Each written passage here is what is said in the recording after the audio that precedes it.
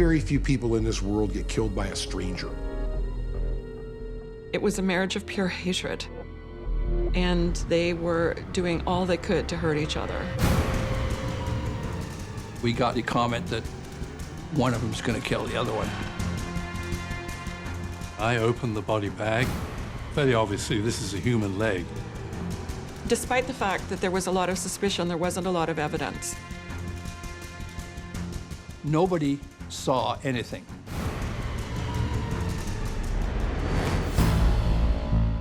Every murder is a mystery. But a victim's body is a sea of evidence. Every fiber is a clue. Every wound, a piece of the puzzle. The medical examiner holds the key to unlock their stories and catch a killer. This is Secrets of the Morgue.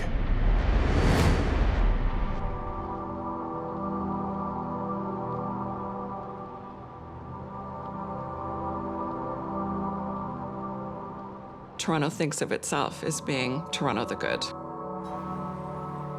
Kind of a safe place where you can walk on the street at night and everything is fine. It actually isn't that way at all. A lot of violent crime happens here.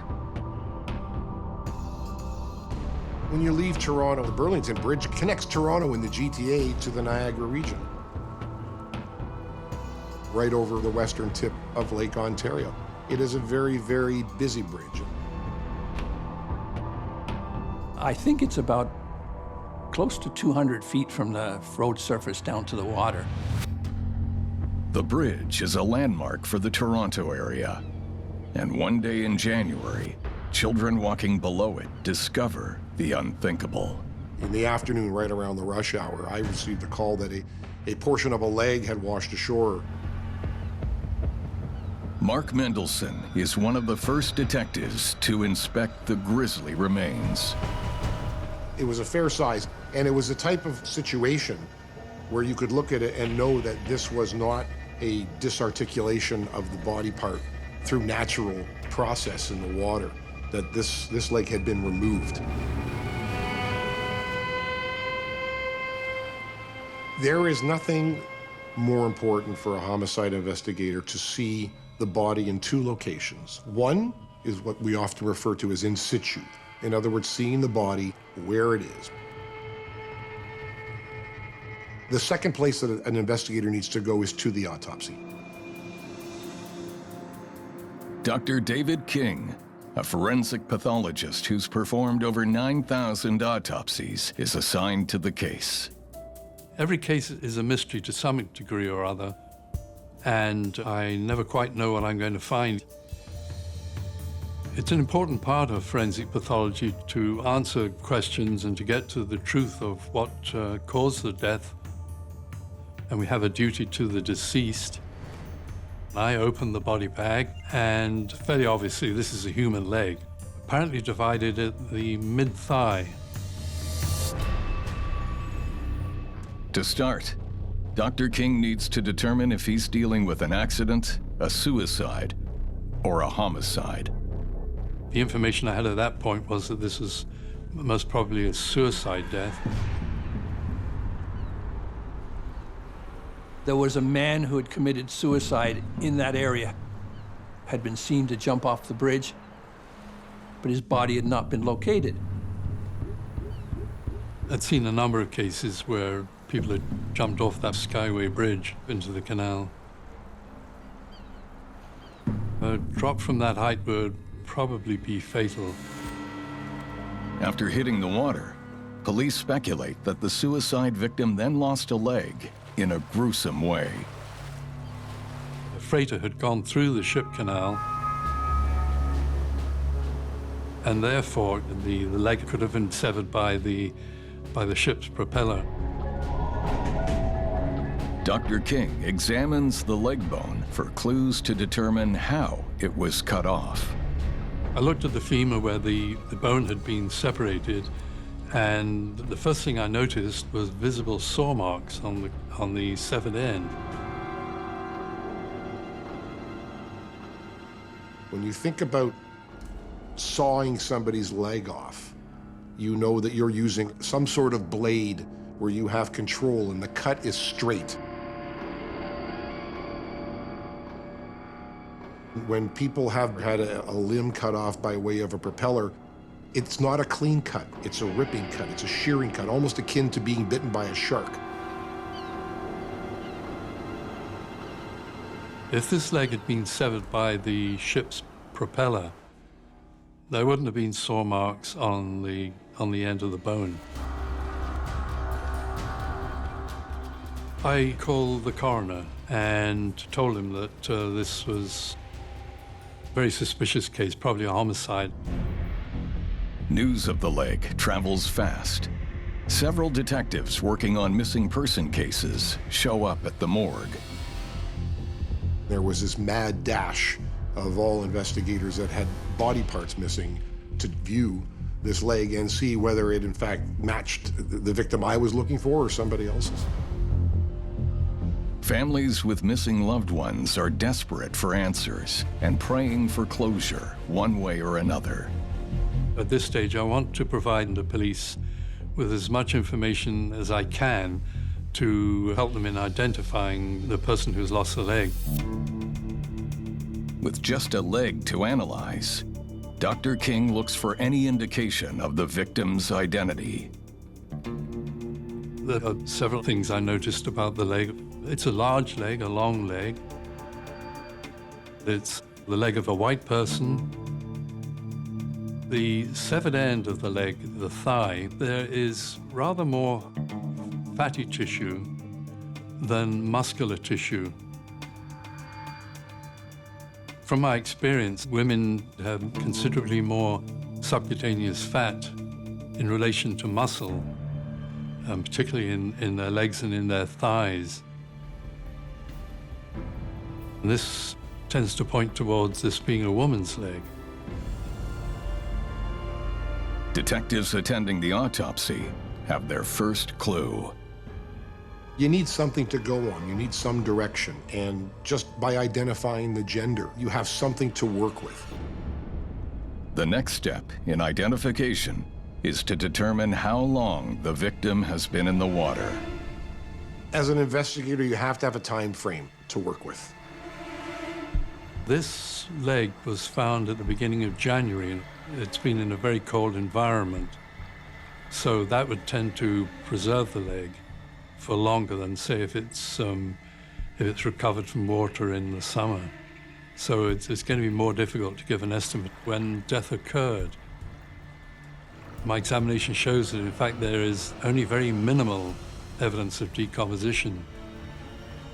So I give the police a very rough estimate that the leg hadn't been in the water all that long, but probably a month.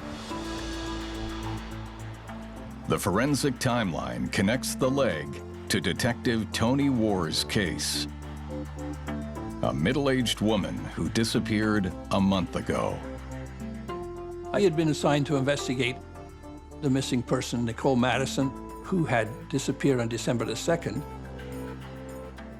And then on January the 6th, a few days after we started, it came to my attention that there had been a human leg located.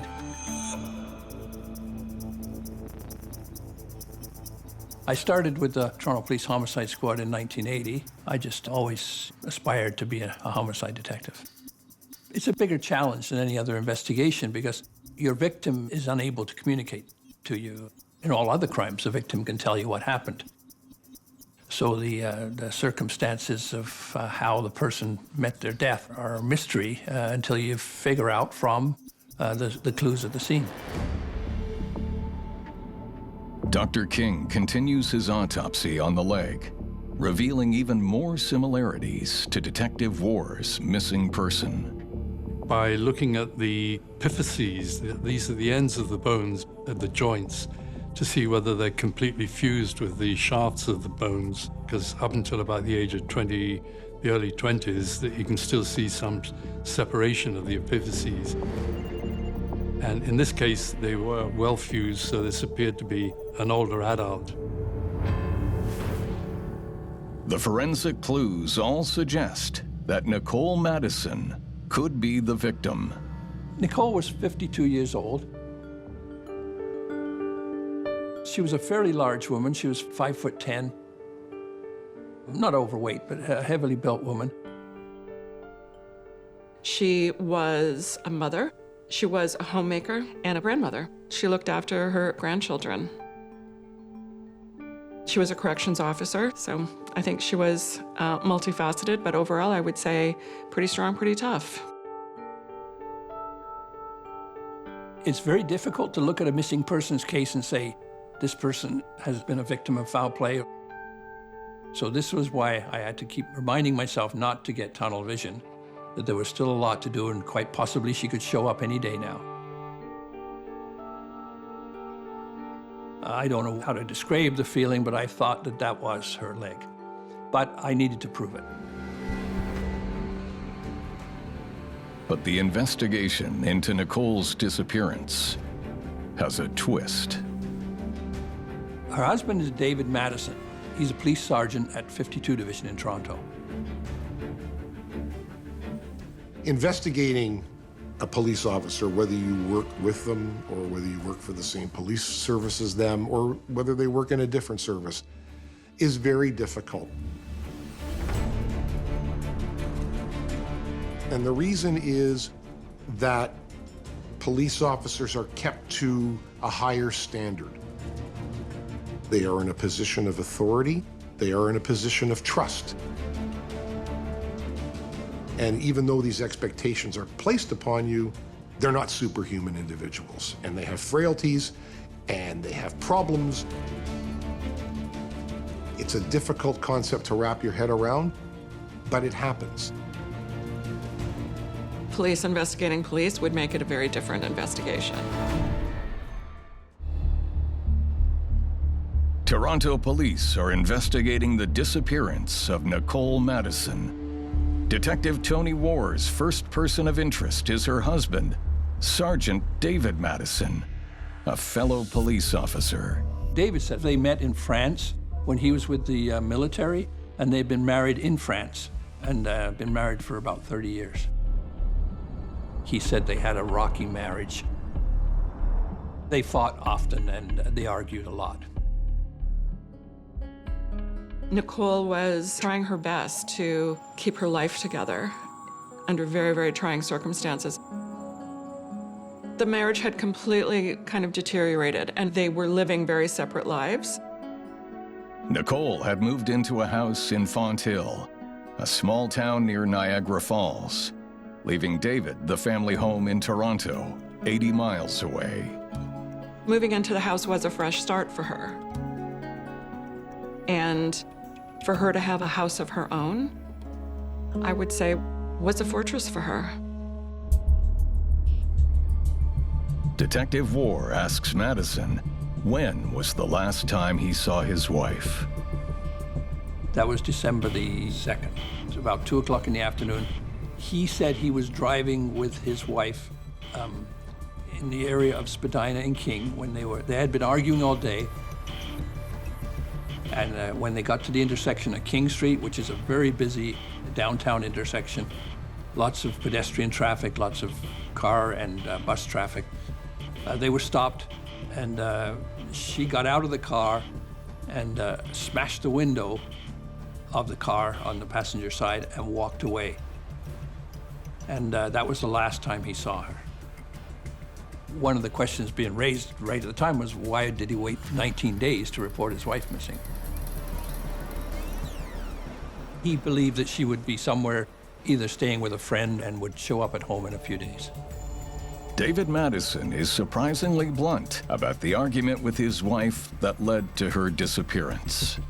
He's very calm. He's a policeman talking to other policemen and just telling us the story about his wife going missing. David was pretty open as to the fact that it was a rocky marriage. He did not hide the fact that he had a girlfriend. Who knows what actually goes on in a marriage? David made no secret of the fact he was having an affair. In fact, he tortured Nicole with that knowledge. It was a marriage of pure hatred, and they were doing all they could to hurt each other. The affair was a good weapon. Detective War asks Mattison if there's any reason Nicole could be in danger, and gets a disturbing answer. He was saying he believed that she'd gone down to Niagara Falls and jumped in. He said that if she ever did commit suicide, that's how she would do it. Mattison is brutally honest about his wife and marriage, but detectives need to corroborate Nicole's state of mind. You try and build a picture, so you start by talking with friends, with family, and see if there's any legitimate reason why this person may be missing. Was it financial? Was it mental health issues? Had this ever happened before? Had she gone missing before? Did she leave to go be with somebody else? All of these questions have to be answered. I spoke to friends of hers, and she had told one friend that she had taken, I think it was $5,000 out of an account, and was keeping it so that if she ever had to leave home, she'd have some money to exist on. Her actions were to try and get out of the marriage. So, you know, she was talking to friends, she was showing friends, like, here's where my money is. I'm gonna leave a letter with you in case anything happens. The two of them were in a very violent relationship, and neither of them was giving an inch. I think she felt more threatened than threatening, but backed into a corner, who knows what she might have done. It's been 40 days since Nicole Mattison jumped out of her car in downtown Toronto and vanished. There was no sightings of her. She made no contact with any of her friends. She had completely disappeared. People disappear for a variety of reasons. They either disappear because they're the victim of foul play, or they disappear because they have made an effort, a conscious effort, to not be found. And if you're dealing with a missing woman who has vaporized off the face of the earth, then that has to be a very large flag and a very large clue that foul play is probably suspected. Detective War analyzes Nicole's medical records. He wants Dr. King to confirm if her blood type matches the leg that was recovered. Another way we can help determine the identity of the deceased is to collect blood tissue and other tissues, in fact, and determine the blood type. If you knew, that your victim was O positive, and you could find out through biology testing that the victim was O negative, you could rule that person out immediately as being your victim. In this case, there really wasn't blood present in the leg, so it was going to be touch and go whether blood grouping could be done. But 35 years of forensic experience helps Dr. King find a microscopic amount of blood evidence in the severed leg. It was the same blood type. We knew the leg could still be hers. Our biggest challenge now was to definitively prove that it was Nicole. Detectives reach out to Nicole's family in France for any information on her whereabouts or what could have happened to her. I sent an officer over there who was fluent in French to speak to them, and obviously they were distraught and upset. Nicole's family has no idea she was missing or where she could be, but detectives tell them they can still help find her. DNA today is so much more accurate and acute than it was then. It was still a pretty new science then. Police believe this new leading-edge science could identify their victim. We did not have Nicole, because all we had was the leg, so we could not compare it to her. So we had to recreate her DNA by getting samples of her parents, her siblings, to be able to do a cross-match to say, yes, that's the same DNA that's in the leg. But in 1992, DNA tests take months. While they wait for samples from Nicole's family overseas, detectives return to Lake Ontario, where the severed leg was found. What we decided to do was to search the ship canal for remaining body parts. We used divers in the canal to search for debris or anything that might contain pieces of the body. When you're searching a harbor or a lake with police divers and police boats, it can only be described as organized confusion. They are feeling around in the dark because the divers themselves can only see 5, 6, 7 inches in front of them. You have old trees and bicycles and shopping carts and garbage and dead animals and everything you can possibly think of in that water. You don't know what you have until you pull it up.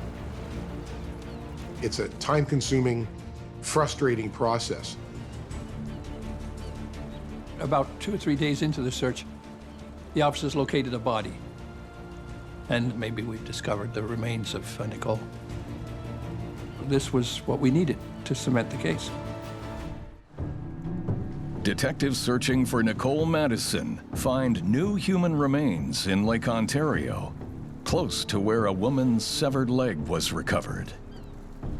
Once it's pulled out, we see that it's a male and it was complete. It had 2 full legs. This turned out to be the man who was seen to jump into the canal a month earlier. It's a disappointing result, but Dr. King has an idea. Because there were eyewitnesses who saw the man jump, they know exactly how long his body was in the icy lake. Now he can compare the condition of that body to the severed leg and determine a more accurate time of death for their Jane Doe. I cut into the skin and subcutaneous tissues of the thigh to see how they compared to the subcutaneous tissues and thigh of the leg. Subcutaneous tissues are the tissues under the skin, between the skin and the muscle. The visual absence of decomposition of the man who had jumped was very similar to the absence of decomposition in the leg. Dr. King believes the woman's leg was in the water for a month, which matches the date Nicole Mattison disappeared. If he'd said it's been in there for 2 years, it would have kind of ruled it out and we would have maybe not been as interested in it. But when he said, you know, a month, which is, we were almost exactly a month from the day she went missing, it was very, very intriguing. Detectives returned to the location where Nicole supposedly went missing, the busy street corner where she argued with her husband, David. We tried to verify the story of her getting out of the car. Because a woman getting out of the car and smashing a car window, somebody probably would have noticed that. So we set up a command post and we assigned officers to talk to everybody that went by, because a lot of people take the same route to work. Nobody saw anything. Detectives are worried. One of their own is not telling the truth. David's explanation of things didn't really add up. He was behaving really suspiciously. It helped reinforce our belief that it didn't happen the way that David Mattison had told us it would happen. Very few people in this world get killed by a stranger. Stranger on stranger murders are rare. Most people are killed by somebody they have some association with, that they know them at some level. Detective Ward doesn't plan to let anyone, especially a police officer, get away with the murder. He digs deeper into the Mattisons' relationship, looking for a motive. There was a marriage counselor that David and Nicole had seen, and we had that doctor interviewed. And were given information about the state of the marriage. It's from that interview that we got the comment that one of them is going to kill the other one sometime.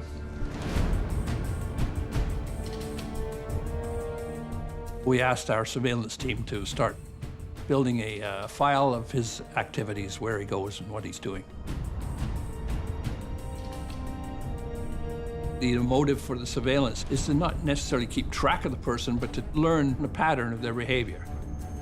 I applied for and got a judicial authorization to intercept his telephone calls so that we could keep track of what he's doing and what he's telling people. They also want to search the car Mattison claims Nicole jumped out of in downtown Toronto. According to David, the car they were driving was her car. So we obtained a search warrant to seize the car and examine the car. The vehicle is found abandoned in a cornfield north of the city. David Mattison has a curious explanation for the condition they find it in. He was visiting his parents. And while there had been a fire started, which he blamed on his grandson. He said he was playing with matches and he set the car on fire. My immediate reaction was it was an attempt to destroy the car. We looked at the inside for the fire, and we found that there'd been a newspaper flyer rolled up like a wick and poked down the back between the seat and the seat back, and an attempt to start a fire in the car that didn't succeed. It's a common misconception that you can just light something on fire and that makes the evidence disappear. People think that they can just light a match and everything is erased, and that's often not the case. The limited damage allows detectives to uncover critical evidence. We were examining the trunk of the car, and we found blood. The blood spattering was not visible with the naked eye. They had to basically look at it with a magnifying glass. So then we started to examine it further, and we were able to find some blonde hair. I was reasonably convinced that Nicole had been murdered and that she had probably been transported at some time after she was dead in the trunk of that car. But the challenge now was to prove that. Detectives know blood spatter alone won't catch the killer. They need more direct physical evidence. Investigators turn to Dr. King. If he can identify the saw used to sever the leg, it would give them another key piece of evidence to search for. One of the more important examinations that we carry out is to remove the cut end of the femur. This is the part of the bone that has the saw marks on it, because we want to carry out a much more detailed examination of these saw marks to try and determine what kind of saw was used. Every saw is different. The striation marks that a saw leaves on skin or on bone is unique. It's like a signature. You can tell if it's an electric saw. You can tell if it's a hand saw. You can tell if it's an axe. They are very, very, very powerful pieces of evidence if you can match that saw to those marks.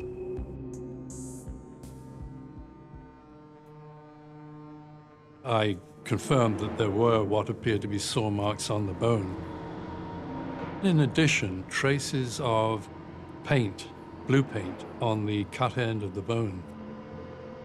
This suggests to me that the paint came off the saw.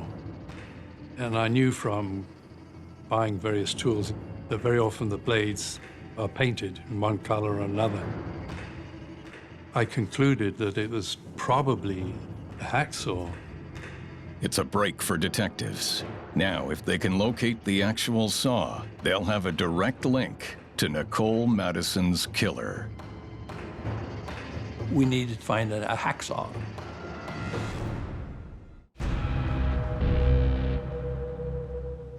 Toronto police suspect David Mattison killed his wife Nicole and then dismembered her with a hacksaw. They search his home looking for evidence of the crime. We needed to identify the scene of the dismemberment. If our theory was correct, somewhere he cut up his wife's body. So we needed to find out where that happened. Despite the fact that there was a lot of suspicion, there wasn't a lot of evidence. It was a very circumstantial case, and that made it difficult. You know you have a murder, but you don't have a body.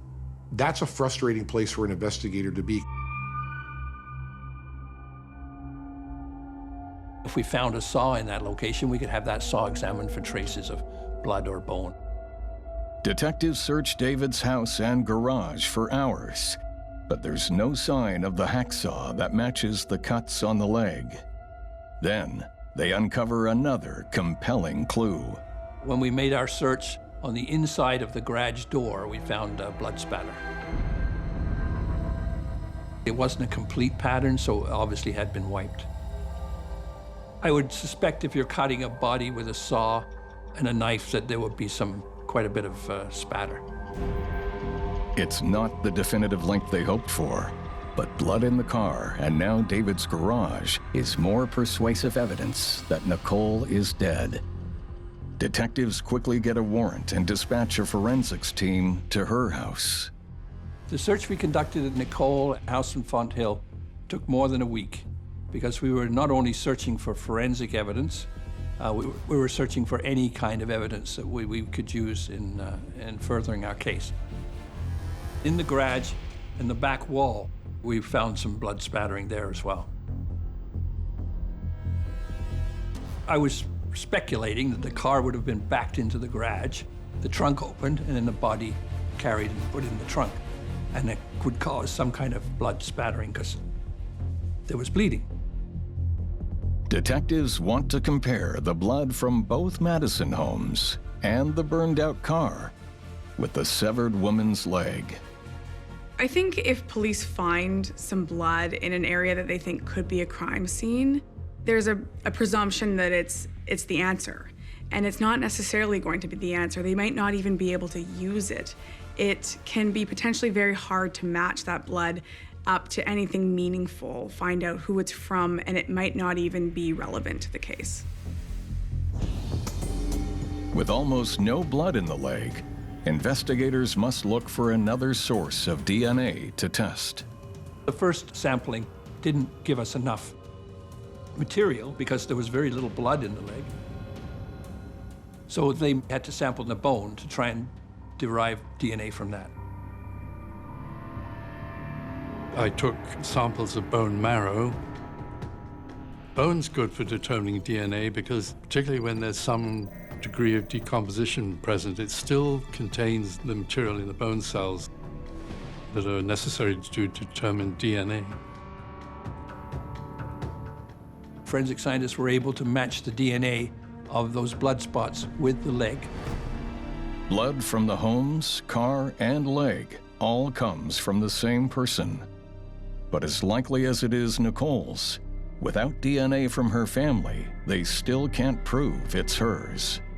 You're waiting for the body to talk to you. You're trying to learn what you can from that piece of the body that you have. As an investigator, it is extremely frustrating when you're being so painstakingly careful to try and cover off every base, but you're running out of clues, you're running out of ideas, and you're running out of people to talk to.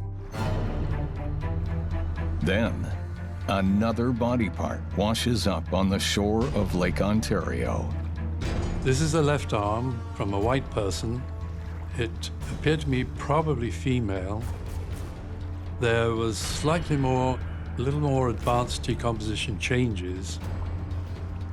When I started to dissect the arm, I noticed early changes of adipocere in some of the tissues beneath the skin of the left hand, which had not been present in the leg. Adipocere is a change that occurs after death under certain conditions. It's a process that takes time to develop and occurs when it's cold and damp, and it causes the tissues in the body to have a waxy appearance. A body that has adipocere tells you that they have been dead for quite some time. The formation of adipocere in the arm, but not the leg, functions as a forensic timestamp. And this suggested to me that the arm had been put in the water at about the same time as the leg. The closer Dr. King looks, the more similarities he finds between the arm and the leg. One of the first things I noticed is that there are saw marks on the cut end of the humerus, the bone of the upper arm. And I saw traces of blue paint. This was confirmation that this arm probably came from the same victim as the leg. Dr. King now has another piece of a horrific puzzle, but it's not his most disturbing find. The tips of all the fingers of the left hand have been cut off. This is obviously highly suspicious and should suggest that they have been removed to make identification much more difficult. When you cut the fingertips off a victim, you think that you're going to get away with it. This is a killer who believes that they're able to cover their tracks.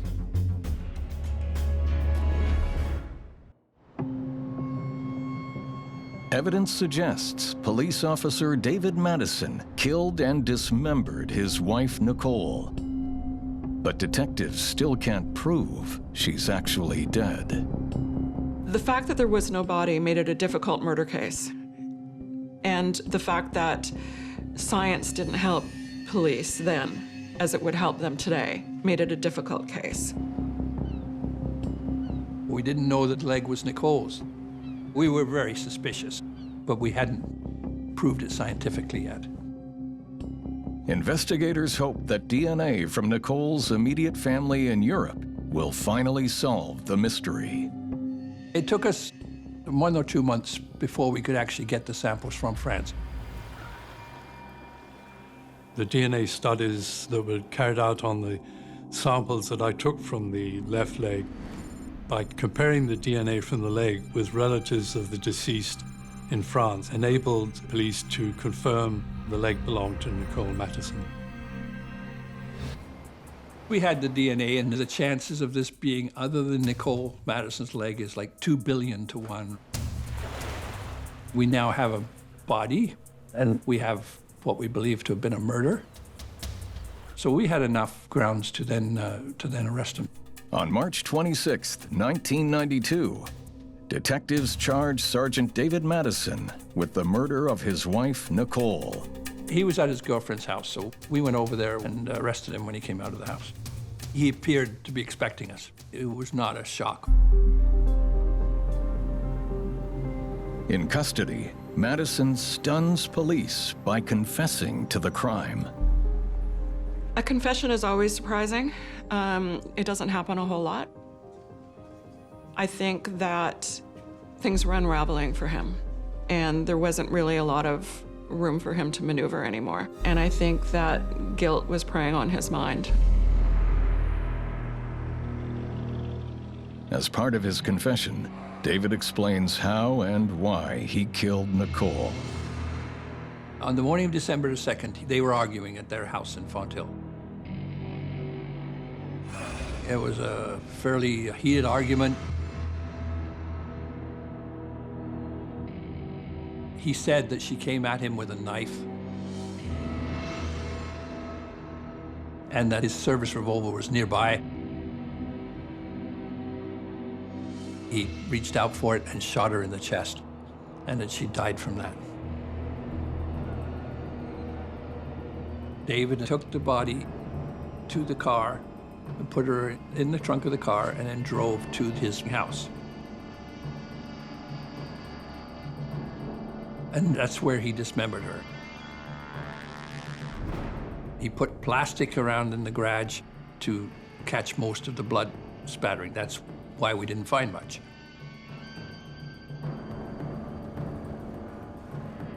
And then he took the body parts in separate plastic bags and drove to the Burlington Ship Canal and dropped them over the side into the canal. Mattison even reveals the lengths he went to cover up his crime. When we searched the Fonthill house, we didn't find any bullet holes because, as we found out later, he'd re-drywalled where it occurred, so there was no trace of a gun being fired. He also admitted that it wasn't his grandson that set the fire in the car, that was him, in an attempt to destroy evidence. By confessing, Mattison avoids a trial. but not a conviction. We charged him with first-degree murder. It was our assumption that time that he planned to kill his wife, and that's why he disposed of the body in the manner he did. But we had no way of disproving his story that he was defending himself from a knife attack.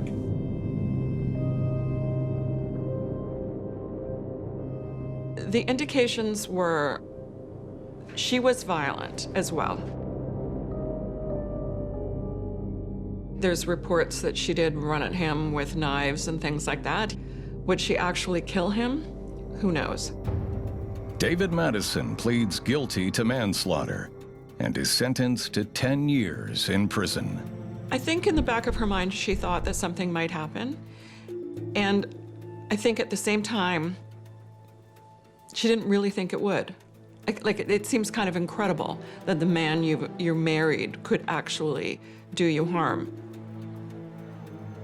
I think that justice was served and he did pay a price. Dr. King was enormous help in this case to get his expertise on what may have happened, when it may have happened, and how it could have happened. What led to it being identified as Nicole Mattison's leg. There's general satisfaction in doing my job to the best of my ability. I'm performing a public duty. That is satisfying. We speak to the dead to protect the living. I don't think there's a better tandem than a good homicide detective and a good forensic pathologist. There was no smoking gun, as they say. There was no eyewitness.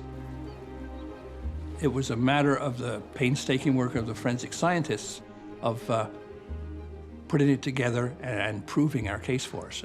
Without the forensic work, this case would never have been made.